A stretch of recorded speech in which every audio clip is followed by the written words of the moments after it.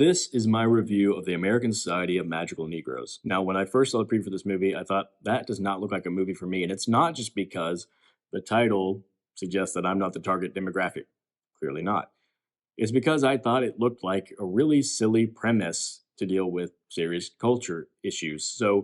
Uh, Not to give anything away, but this is all laid out in the previews. The main character, Aaron, who's played by Justice Smith, who I think is carving out a nice little career for himself as a pretty charismatic guy who's good at playing smart, kind of awkward characters.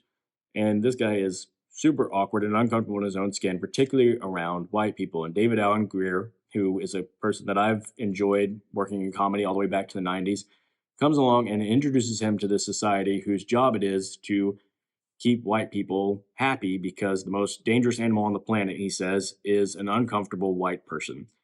Again, all on the preview. So Aaron is given his first task. He's assigned to this white guy to keep him happy. And in this circumstance, he also is interacting with a girl who he ends up really falling for. Unfortunately, as he's talking about the girl, his client thinks that he's trying to set him up, likes the idea, and so now he's in conflict with the idea of, do I please my client like I'm supposed to and keep him happy, or do I go after the girl, which will make me happy? Again, all this central premise laid out in the preview, and I thought, seeing that, I said, I know exactly what this movie is going to be about.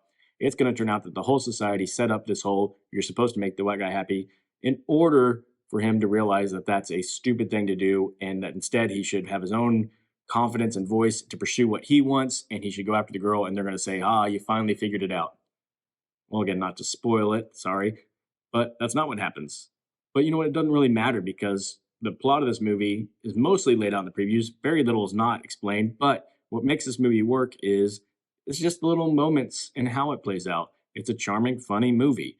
There's things like Aaron is an artist who makes art out of yarn, and they get a lot of yardage out of making jokes about his yarn artwork.